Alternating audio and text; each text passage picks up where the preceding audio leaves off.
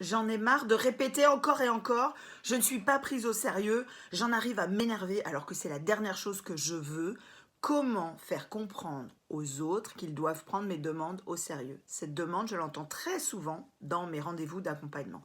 Et 9 fois sur 10, la personne qui me dit ça, en fait, elle n'est pas allée au bout de l'enjeu de sa demande. Elle demande gentiment, elle attend, elle répète, elle répète, elle répète, il n'y a rien d'autre qui vient, donc elle finit par s'énerver et par faire en totalité ou en partie à la place de l'autre, parce que l'autre ne se mobilise pas. Et en fait, cette manière de faire, répéter puis faire à la place, ça envoie le message.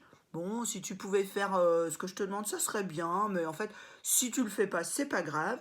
Et puis, de toute façon, je vais répéter, donc tu auras une autre chance de peut-être éventuellement le faire plus tard. Donc, pas très motivant.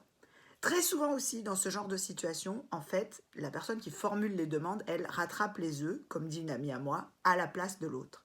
S'il ne fait pas, on va faire à sa place. Si c'est mal fait, on va repasser derrière, on va atténuer les inconvénients.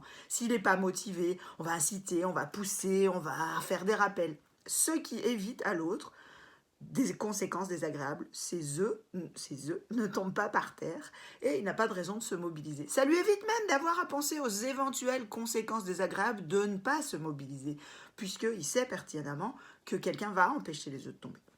Et ça ne l'aide pas à changer, ça entretient le si tu changes pas, ça n'a aucune conséquence. Pire encore, finalement, si un œuf tombe, vous avez tellement bien installé le c'est moi qui vais te rappeler, qui vais pallier aux conséquences, qui vais te dire ce que tu dois faire, que alors votre interlocuteur qui ne se mobilise pas va vous reprocher de ne pas avoir assez bien surveillé les œufs. Alors là, les ados, si vous m'écoutez, vous êtes champion du monde pour faire ça. Vous reprochez à vos parents, à votre maman de tu m'as réveillé trop tard, tu m'as pas fait le rappel pour les devoirs, tu n'as pas fait ci, tu n'as pas fait ça. Finalement, c'est de ta faute si j'ai pas fait, ce qui est quand même assez de mauvaise foi. Mais dans le contexte professionnel, on rencontre ça aussi et dans les couples aussi, on rencontre ce genre de choses. Autre conséquence possible, comme vous finissez par vous énerver, la personne en face va finir par vous dire que finalement votre ton est trop agressif et que alors ça ne lui donne pas du tout envie de faire ce que vous lui demandez.